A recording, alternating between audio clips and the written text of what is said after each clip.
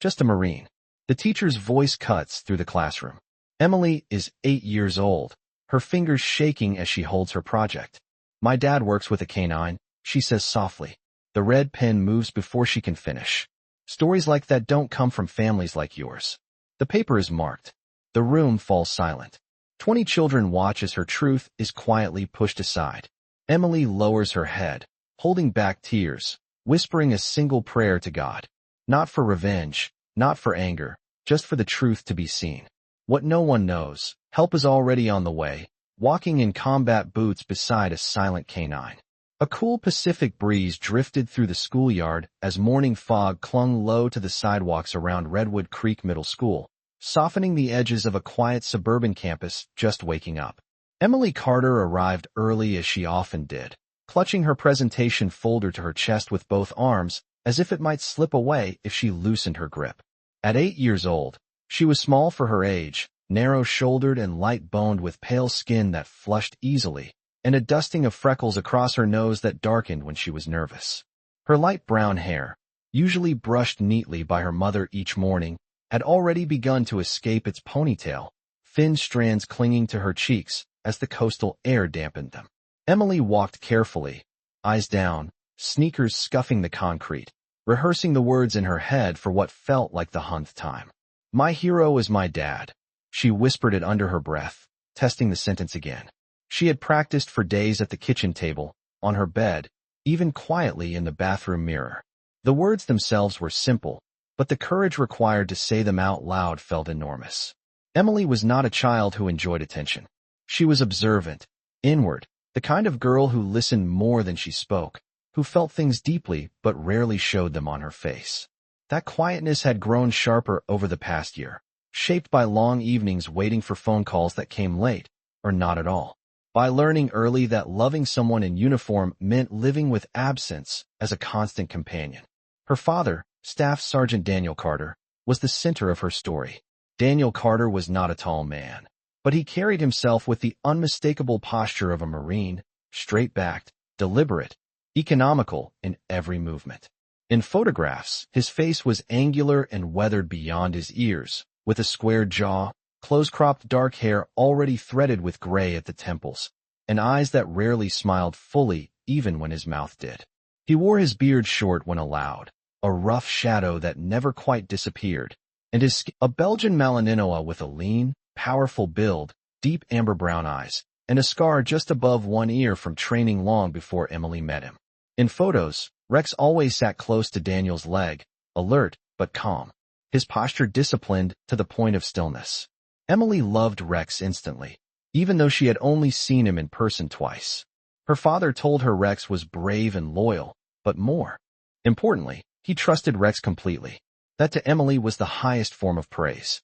Emily reached her classroom early and slipped into her seat near the window. The room smelled faintly of dry erase markers and cleaning solution. Posters about kindness and teamwork lined the walls in cheerful colors. She placed her folder carefully on her desk and smoothed the edges with small, precise movements, trying to calm the flutter in her chest. Ms. Laura Bennett entered moments later. Laura Bennett was in her early 40s with straight blonde hair cut, just below her jawline, and carefully applied makeup that never appeared rushed. She dressed in neutral tones, cardigans, pressed slacks, sensible shoes, and carried herself with the confidence of someone who had long believed she understood children better than most. She spoke clearly, crisply, and often reminded parents and colleagues alike that she valued structure, honesty, and academic standards. To many, she appeared professional and fair. To students, she could be distant, her approval conditional, and her disappointment sharp. Ms. Bennett noticed Emily's folder immediately. Her eyes lingered on the drawings as she circulated the room, pausing just long enough for Emily to feel the weight of that attention settle on her shoulders. Emily looked up briefly, offered a small, hopeful smile, then looked back down when no smile returned. When presentation time arrived, Emily's hands trembled as she stood. She carried her folder to the front of the room, standing stiffly beside the whiteboard. The classroom felt larger than usual, the faces of her classmates blurring together. She began softly, her voice barely above a whisper at first, then steadier as she spoke about her father, about how he trained, how he helped people, how he worked with Rex to keep others safe. Miss Bennet interrupted with a raised eyebrow. "And where did you learn all this, Emily?" she asked, her tone light but edged with skepticism. "My dad told me," Emily answered, tightening her grip on the folder. Miss Bennet glanced at the drawing of Rex. "That's quite a lot for a Marine, don't you think?" she said, not unkindly, but not warmly, either. "Are you sure you're not confusing some of this with movies or television?" Emily shook her head. "No, ma'am." There was no accusation, no raised voice, but something shifted in the room. Miss Bennet took the folder, flipping through it slowly, then reached for her red pen. She wrote 2 words across the top of the first page, "Not verified," before placing the folder on the corner of her desk, separate from the others. Emily's stomach dropped. Miss Bennet said nothing more, simply gesturing for Emily to return to her seat. As Emily walked back, heat flooded her face, and her ears rang with the sound of her own heartbeat. She sat down carefully, folding her hands in her lap, staring at the grain of the desk as if it might offer answers. She did not cry. She did not speak, but inside something fragile cracked quietly. At recess, Emily sat alone, watching other children run past, the folder still on the teacher's desk behind the classroom door. She wondered for the first time whether loving her father so openly had been a mistake, whether telling the truth could sometimes be the wrong choice. When the final bell rang, Ms. Bennet returned the folder without comment, setting it down rather than handing it back. Emily picked it up, noticing the red ink as if it were a stain that would not wash out. That evening at home in their small rental near the base, Emily's mother, Sarah Carter, noticed immediately Sarah was a slender woman in her mid-30s with tired blue eyes and fine lines at the corners that spoke of long hours standing on her feet. Her light auburn hair was usually tied back in a practical bun, a few strands escaping no matter how carefully she tried to contain them. She worked part-time as a cashier, polite to customers even when they were unkind, determined to keep life stable while Daniel was away. Strength for Sarah was quiet persistence. Emily handed her the folder. Without a word, Sarah read the red ink, then looked at her daughter's face, too still, too composed. "What happened?" she asked gently. Emily swallowed. "She said she didn't believe me." Sarah closed the folder slowly, her jaw tightening just enough for Emily to notice. "I see," she said, forcing her voice to remain calm. Later that night, after Emily had gone to bed, Sarah sat alone at the kitchen table, staring at her phone, Daniel's name glowing on the screen. She did not call. Not yet. She knew her husband well enough to understand that some truths once spoken could not be taken back. And somewhere far from the classroom where doubt had taken root, a Marine prepared to come home, unaware that his daughter's quiet faith in him had just been tested for the very first time. The classroom felt different the next morning, heavier somehow, as if the air itself remembered what had happened the day before and refused to let it go. Emily Carter took her seat more slowly than usual, her backpack resting at her feet, her hands folded carefully on the desk, as though she were afraid that any sudden movement might draw attention she did not want. At 8 years old, she had already learned a small but painful truth. Once doubt entered a room, it lingered. Ms. Laura Bennet stood at the front of the class, posture straight, her expression composed in the practiced way of someone who believed firmly in her own judgment. She had not slept poorly. In her mind, the previous day had been a matter of responsibility, of maintaining standards. Children exaggerated. That was what children did. It was a teacher's role to correct them gently, firmly before fantasy hardened into dishonesty. Laura Bennet told herself this as she scanned the room, her gaze passing briefly over Emily without stopping. When she called Emily's name, it was not loud, not sharp. It was calm, professional, almost kind. That somehow made it worse. "Emily, please bring your project up here." Emily's stomach tightened.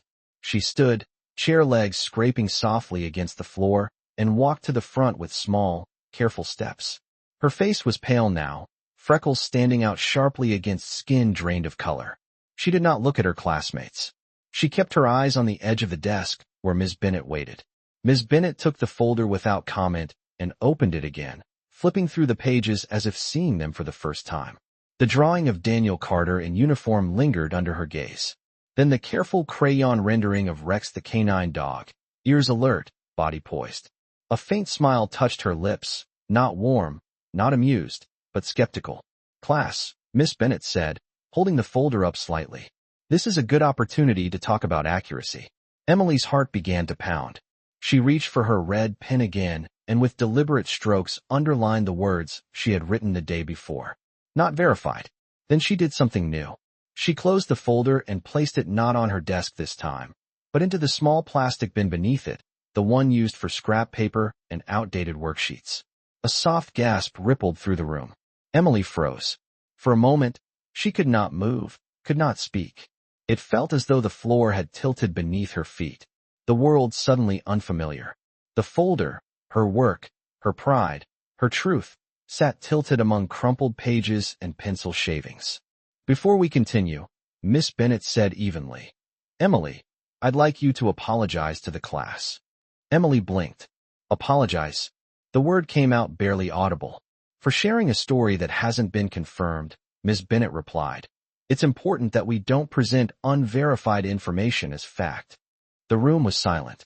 Emily felt every pair of eyes on her now, some curious, some uncomfortable, a few quietly entertained. She opened her mouth to explain, to say that her father had told her these things, that she had seen the photos, that she wasn't pretending. But the words tangled inside her chest. Miss Bennet raised a hand gently. That's enough, Emily. We're not going to argue about it. The interruption was soft, polite, final. Emily's shoulders curled inward as if her body were trying to make itself smaller. I'm sorry, she whispered, the words tasting wrong, heavy, and misplaced. Miss Bennet nodded once, satisfied. Thank you. You may sit down. As Emily returned to her seat, heat burned behind her eyes. But she did not cry. Crying would have felt like confirmation of guilt. And even at 8, she understood that instinctively. Instead, she pressed her lips together and stared at her desk, tracing the wood grain with her finger until the lesson moved on and her name was no longer being spoken aloud. The humiliation was quiet, but it sank deep. At lunch, Emily barely touched her food. She sat at the end of the table, pushing apple slices into neat lines, listening to the noise of the cafeteria wash. Over her, a classmate named Hannah, small, dark-haired, and generally kind, glanced at her once, then twice, but said nothing. No one wanted to be involved. Emily didn't blame them. She wouldn't have known what to say either. By the time the final bell rang, Emily felt hollowed out. The day had taken something from her, something she didn't yet have the words to name. She walked home slowly, the afternoon sun warm on her back, her thoughts circling the same question over and over. If telling the truth could get you in trouble, when did honesty stop being enough? At home, Sarah Carter was folding laundry at the small kitchen table. She looked up immediately when Emily came in. The practiced awareness of a mother who had learned to read silence as fluently as speech. Sarah was tall and slender, her frame more wiry than fragile with pale skin that burned easily in the California sun. Her auburn hair was pulled back loosely, strands escaping around her face, and there were faint shadows beneath her eyes from another early shift at the grocery store. Years of holding things together alone had given her a quiet resilience, but they had also made her alert to changes in her daughter's mood. Emily set her backpack down carefully and stood there unmoving. What happened today? Sarah asked softly. Emily shrugged a small, incomplete motion. Then she said it flat and simple, as if stating a fact too heavy to dress up. The teacher said, I made it up. Sarah stopped folding. The silence stretched. She made you apologize? Sarah asked. Emily nodded. Sarah closed her eyes for a moment, a breath drawn slowly through her nose. Anger rose first, sharp and instinctive, but she pressed it down. Exploding would not help. Not yet. She knelt in front of Emily, meeting her at eye level. Did you lie? Sarah asked gently. No, Emily said immediately, voice firm for the first time all day. Sarah cooped her daughter's face, thumbs brushing the faint freckles. Then you have nothing to be sorry for. That night, after Emily had gone to bed, Sarah sat alone again, phone in her hands. This time she did call. Daniel answered on the third ring. He sounded tired. Daniel always sounded tired when he was away. His voice edged with strain. He tried to hide. When Sarah explained what had happened, she kept her tone controlled, factual. She did not embellish. She didn't need to. There was a pause on the line, longer than usual. She put it in the trash, Daniel asked quietly. Yes. Another pause. When he spoke again, his voice was calm, but Sarah recognized the shift beneath it. The tightening she had heard before, the restraint that came from years of learning how to contain anger until it could be used properly. "I'll handle it," he said. "How?" Sarah asked. "I'm coming home," Daniel replied. Sooner than planned. The next day at school, Emily sat through her lessons with a new awareness. She noticed how Miss Bennet avoided looking directly at her now, how the red pen remained conspicuously close at hand. The doubt had not disappeared. If anything, it had hardened. Emily did not know that somewhere not far from the coast, a Marine was packing his gear with deliberate care. She did not know that Rex, lean and alert even at rest, sat beside Daniel as he prepared, eyes tracking every movement. She did not know that quiet things, once wounded, sometimes summoned very loud consequences. All she knew was that something had shifted, and she sensed dimly that the story was no longer hers to carry alone. Daniel Carter arrived just after the morning bell, the sun still low enough that the shadows of the flagpoles stretched long across the front of Redwood Creek Elementary School. He walked with a measured pace, boots striking the pavement in steady rhythm, his posture straight despite the fatigue that sat heavy in his shoulders. Daniel was 38, broad-shouldered without being bulky, his build shaped by years of functional strength rather than appearance. His face was sharply defined, cheekbones prominent, jaw square with a close-cropped beard that framed a mouth more accustomed to restraint than smiles. Fine lines cut deeper around his eyes than his age suggested, the result of squinting into harsh light, scanning unfamiliar terrain, and sleeping too little for too long. War had not hardened him into cruelty, but it had carved patience into him the hard way, teaching him when to speak, and more importantly, when not to. At his left side walked Rex. Rex was a 4-year-old Belgian Malinois, lean and muscular. His coat a mix of deep sable and warm brown that caught hints of gold when the light hit just right. His ears stood erect, alert even at rest, and his amber eyes tracked movement with quiet intensity. There was a thin scar above his right ear, pale against dark fur, earned during early training, long before he had been paired with Daniel. Rex moved with controlled economy, each step deliberate, his tail low and still, radiating discipline rather than aggression. He had been trained to respond to chaos. But what defined him most was his ability to remain calm when everything else fell apart. Daniel did not look around as he entered the building. He did not announce himself at the front office or ask permission. He checked in, signed the visitor log with neat, precise handwriting, and followed the directions given to him without comment. His voice, when he spoke to the secretary, was quiet and respectful. Years of working within rigid hierarchies had taught him that authority did not require volume. The hallway outside the third-grade classrooms was already buzzing with low noise, lockers opening, children talking, teachers calling for attention. That noise softened as Daniel passed. Conversations faltered. A few children stopped mid-step, eyes widening slightly at the side of the uniform and the dog. Rex ignored them all, gazed forward, body aligned perfectly with Daniel's stride. Inside classroom 3B, Miss Laura Bennet was midway through a math lesson when the knock came at the door. It was not loud, just firm enough to demand acknowledgement. Miss Bennet turned, irritation flickering across her face before she masked it with a professional smile. She opened the door and stopped. Daniel stood there filling the doorway without trying to. He removed his cover respectfully, tucking it under his arm, and Rex sat immediately at his left leg, smooth and precise, eyes forward, unmoving. The contrast was striking. The disciplined stillness of the dog, the composed presence of the man, both radiating a quiet gravity that had nothing to do with intimidation and everything to do with control. "Yes?" Miss Bennet asked, her voice measured, though something cautious had entered it. "My name is Daniel Carter," he said. His voice was low, even carrying easily without effort. "I'm Emily Carter's father." The classroom had gone silent. Emily sat frozen at her desk, her small hands clenched tightly together in her lap. Her heart hammered so loudly, she was certain everyone could hear it. She stared at the floor, afraid to look up, afraid that if she did, the moment would shatter like glass. Ms. Bennet's eyes flicked briefly toward Emily, then back to Daniel. "This is instructional time," she said. "If there's a concern, you'll need to schedule a meeting." Daniel nodded once. "I understand. I won't take much time." He stepped inside. Rex followed, then sat again, perfectly aligned, his presence grounding the room into an uneasy stillness.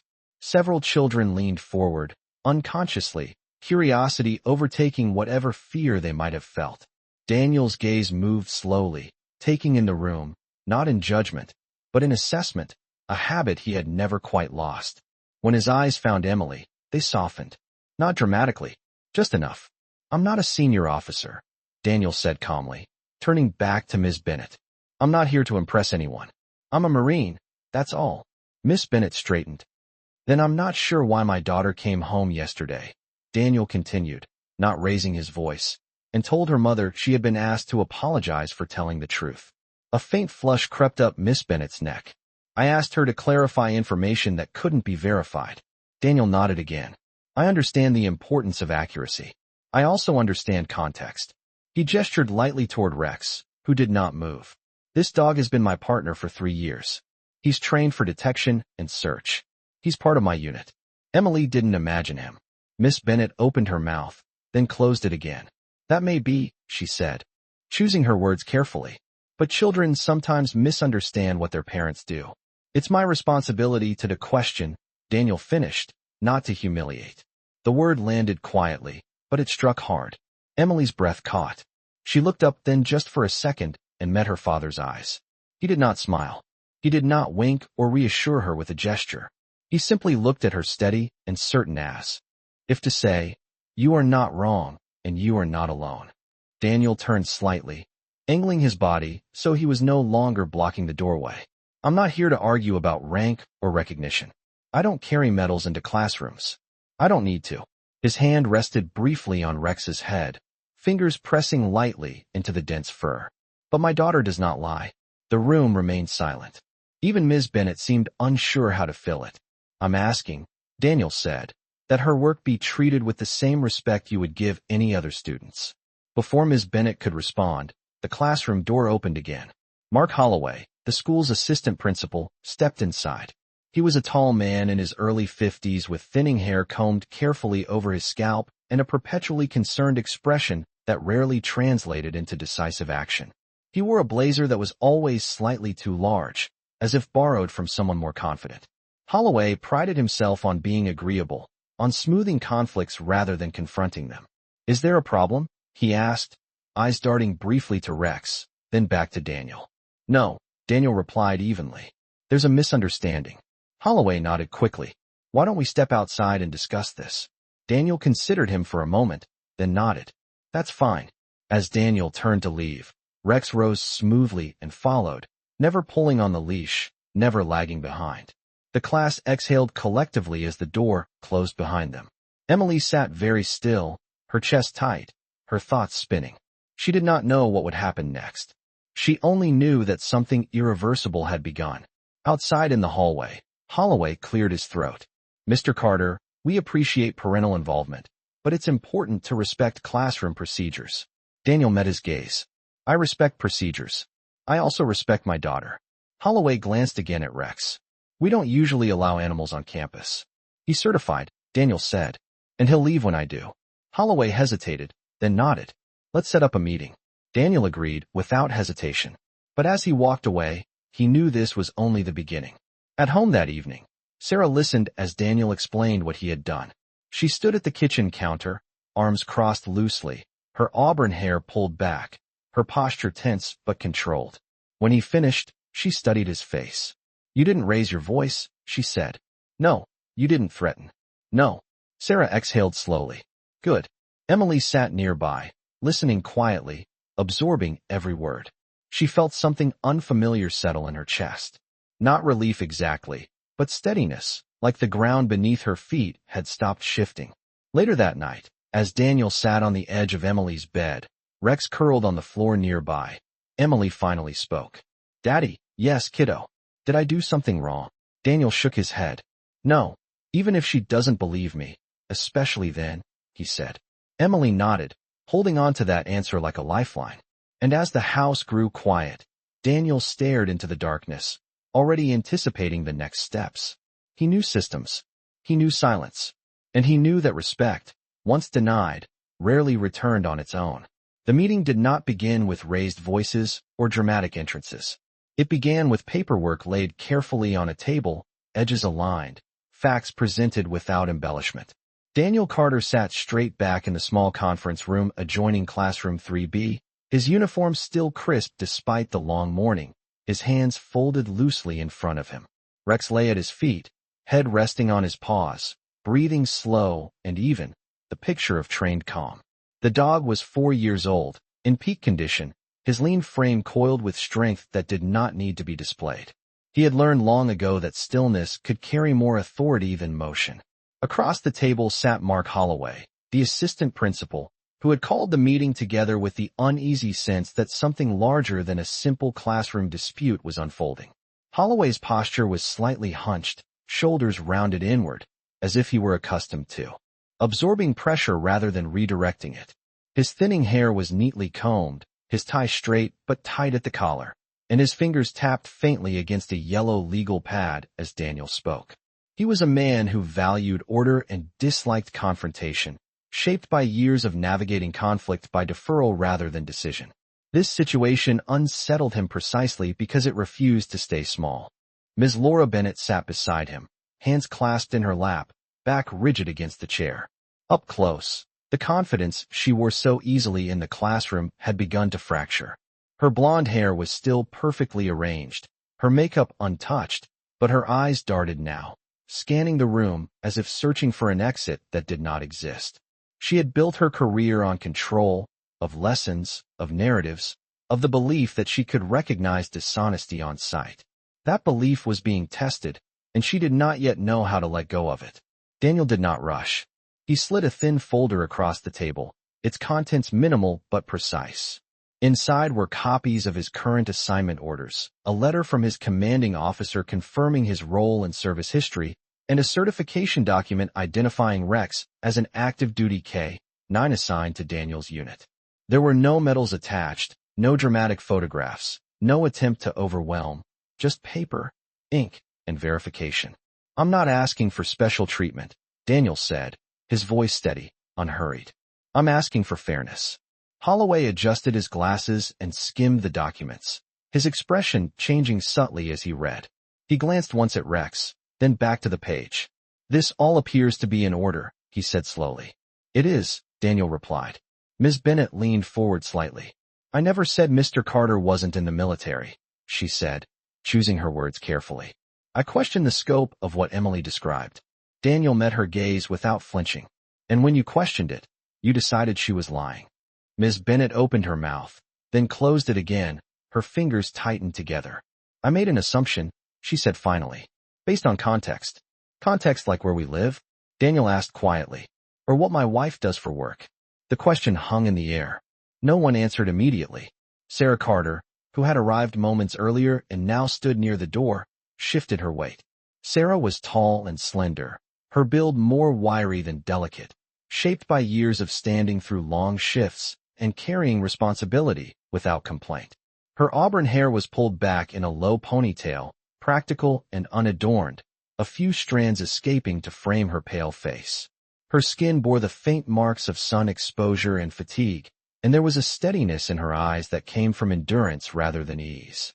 She was not a loud woman. She had learned early that survival sometimes meant choosing which battles to fight and when.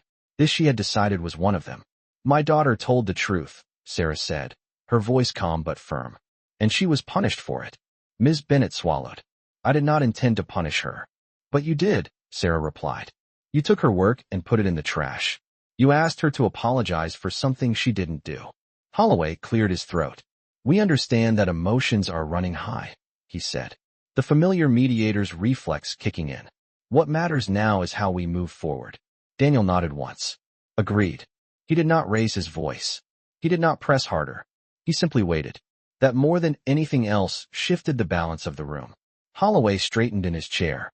"Miss Bennett," he said, "based on what we're seeing here, it's clear that Emily's project was grounded." In fact, Miss Bennett's shoulder stiffened. She looked down at her hands. For the first time since the meeting began, she did not argue. "I see that now," she said quietly. Daniel watched her carefully. He had seen this moment before, not in classrooms, but in briefing rooms and debriefings, when someone realized too late that a decision had been shaped by incomplete understanding. What mattered was not the realization itself, but what followed it. I let my personal judgment override evidence. Miss Bennett continued, her voice tight. I believed that was protecting academic standards, but I failed to consider the harm my actions caused. Sarah's jaw tightened, but she said nothing. Holloway took a breath. On behalf of Redwood Creek Elementary, he said, turning to Emily, who now sat beside her. Mother, legs dangling nervously from the chair. I want to apologize. Emily looked up, surprised. She did not speak. She clutched the hem of her sweater, fingers twisting the fabric. We will be opening an internal review, Holloway continued, addressing the adults. And we will correct the record. Daniel inclined his head. Thank you. The meeting ended without ceremony. No signatures were demanded. No. Threats were made. Yet when they stood to leave, something fundamental had shifted. Back in classroom 3B later that morning, the atmosphere was different. The desks were the same. The posters on the walls hadn't moved, but the room felt quieter, as if everyone sensed that an invisible line had been crossed and could not be uncrossed. Ms. Bennett stood at the front, her posture less rigid than before. She cleared her throat. Before we continue with today's lesson, she said, I need to address something. Emily felt Sarah's hand squeeze hers gently. Yesterday, Miss Bennett continued, I handled the situation poorly. I questioned a student's honesty without sufficient evidence. That was wrong. A ripple of discomfort passed through the class. Children shifted in their seats. A few glanced toward Emily. Emily, Miss Bennett said, turning to her. You may come up and finish your presentation if you'd like. Emily hesitated. Her heart raced. She looked at her parents. Daniel nodded once. Sarah smiled faintly. Emily stood. Her legs felt unsteady as she walked to the front of the room, but she did not stop. Rex lay down near the wall, close enough that she could see the rise and fall of his chest, the calm certainty of his presence anchoring her. She opened her folder. The red ink was still there, but it felt different now. Less like a stain, more like a reminder. My hero is my dad, Emily said, her voice quiet but clear. He's a Marine. He works with Rex. They help people. No one interrupted. She spoke slowly, describing what she knew, not exaggerating, not embellishing. She talked about waiting for phone calls, about how Rex always sat beside her father, about how being brave didn't always mean being loud. When she finished, there was no applause, but there was something better. There was listening. Ms. Bennett nodded. Thank you, Emily. Emily returned to her seat, her hands trembling slightly, but her shoulders a little straighter than before. That afternoon, as the Carters prepared to leave the school, Holloway met them in the hallway. We'll be in touch, he said about next steps.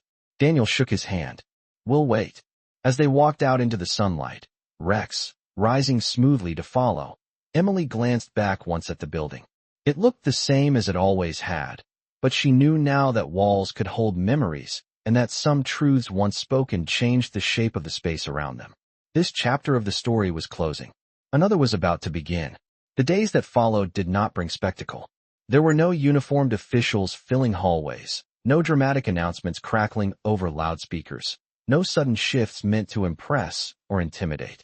Instead, change arrived quietly, the way real consequences often do, through emails, closed-door meetings, and policies rewritten in careful language.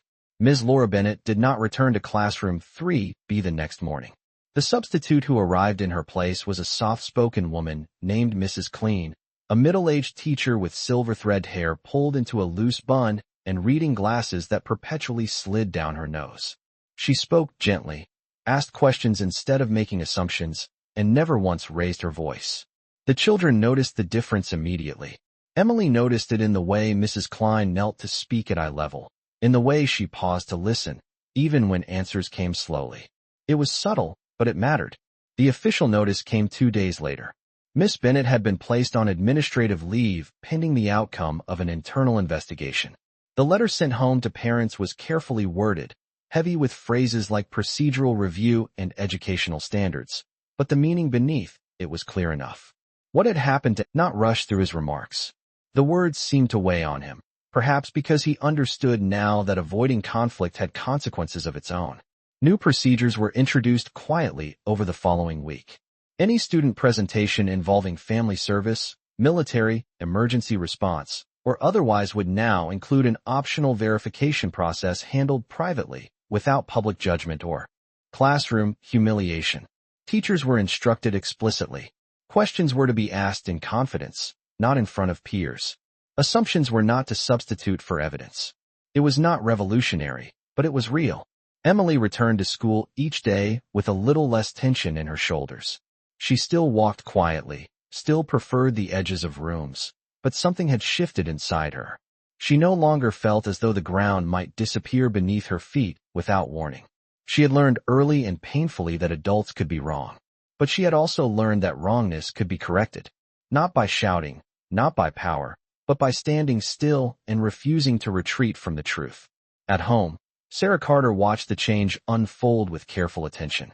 Sarah had always been observant, her instincts honed by years of managing life during deployments and uncertainty. She noticed the way Emily spoke more freely at dinner now, the way she no longer hesitated before mentioning her father. Sarah herself moved with a little less tension in her body. She was still slender, still visibly tired at the end of her shifts. Her pale skin often marked with faint bruises from stocking shelves and lifting boxes. But there was relief in her posture now, a relief she had not allowed herself until the danger had truly passed. Daniel Carter returned to base shortly after duty, calling him back with its familiar insistence. Before he left, he walked Emily to school one last time. He wore civilian clothes that day, jeans, boots, a plain jacket, but his posture was unchanged, his presence unmistakable. Rex walked beside him, leash loose, ears alert. The dog had adapted easily to the quieter pace, but his discipline never faded. Even at rest, Rex seemed aware of everything around him, a silent sentinel. At the school gate, Daniel crouched slightly to meet Emily's eyes. The morning light caught the angles of his face, the faint scars near his brow, the lines etched by responsibility and restraint. He placed his hands gently on her shoulders. "You did good," he said. Emily frowned a little. "I didn't do anything." Daniel smiled. "Not wide, not showy, but real." "Exactly." Rex sat beside them, tail still, eyes steady. Emily reached out and rested her hand briefly on his head. The dog did not move, but she felt the warmth beneath his fur, solid and reassuring. Inside the school, the hallway buzzed with ordinary noise. Children laughed, lockers slammed, teachers called for attention. Life continued, indifferent to the quiet shifts beneath its surface. But Emily knew better now. She knew that ordinary places could hold extraordinary moments, that silence could be both weapon and shield depending on who wielded it. Later that week, a short assembly was held in the multi-purpose room, not to single anyone out, not to relive the incident, but to introduce the new guidelines. Holloway stood at the podium, voice steady but subdued, and spoke about dignity, about listening, about the responsibility adults carried when shaping young minds. Emily sat between her classmates, feet not quite touching the floor, hands folded neatly in her lap. She listened carefully. No one looked at her. That too felt like progress. When the bell rang at the end of the day, Daniel was waiting by the curb, Rex at his side.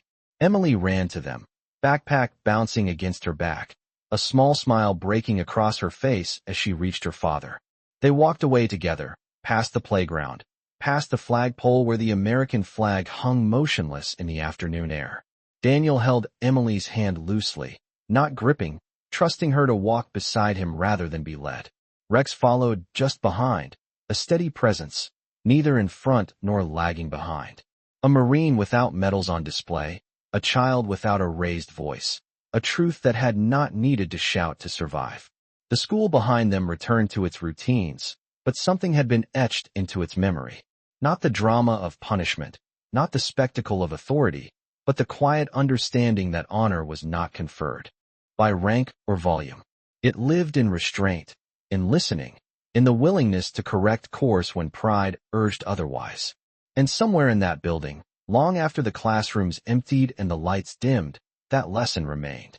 Sometimes miracles don't arrive with thunder or light from the sky.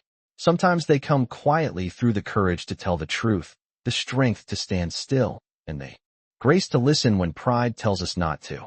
God does not always change the world by raising his voice. Often he changes it by softening a heart, opening a door, or placing the right person in the right moment. Just when someone feels unseen, unheard, or unprotected.